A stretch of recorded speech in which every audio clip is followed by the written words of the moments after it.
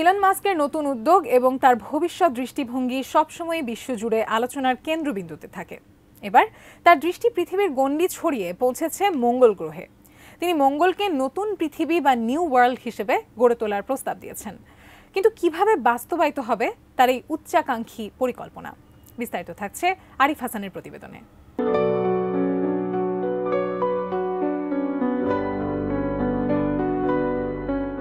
1492 সালে অভিযাত্রী Christopher Columbus America মহাদেশে প্রথম পা রাখার পর থেকে আমেরিকাকে নতুন পৃথিবী বা নিউ ওয়ার্ল্ড নামে ডাকা শুরু হয়। এরপর কয়েক শতাব্দী ধরে আমেরিকাকে নতুন পৃথিবী নামেই ডাকা হতো। তবে এবার মার্কিন প্রযুক্তি উদ্যোক্তা ইলন মাস্ক মঙ্গল গ্রহকে নিউ ওয়ার্ল্ড হিসেবে নামকরণের প্রস্তাব দিয়েছেন। ভবিষ্যতে মানুষকে রক্ষার জন্য মঙ্গল গ্রহে স্বয়ংসম্পূর্ণ দীর্ঘমেয়াদী মানব বসতি স্থাপনের গুরুত্ব তুলে ধরে গ্রহটির নতুন নামকরণের প্রস্তাব দিয়েছেন এই উদ্যোক্তা।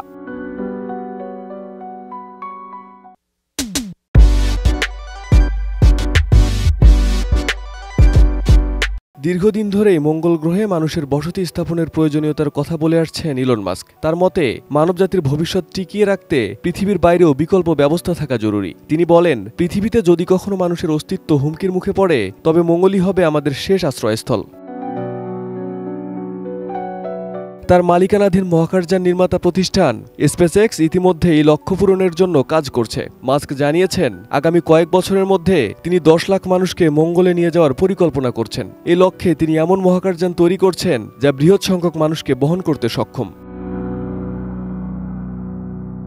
সম্প্রতি সামাজিক যোগাযোগ মাধ্যম এক্সে ইলন মাস্ক মঙ্গলের একটি ছবি শেয়ার করেছেন। ছবিটি কিউরিওসিটি রোভারের তোলা। সেই ছবিতে মঙ্গলের গেল ক্রেটারের দৃশ্য দেখা যায়। মাস্ক এই পোস্টে লিখেছেন, মঙ্গলকে নতুন বিশ্ব বলা হবে, যেমনটা একসময় আমেরিকাকে বলা হতো। এটি হবে মানবজাতির জন্য বড় একটি অনুপ্রেরণামূলক অভিযাত্রা। ইলন মাস্কের এই উদ্যোগকে অনেকে দূরদর্শী মনে করছেন, তবে এ নিয়ে বিতর্কও হচ্ছে।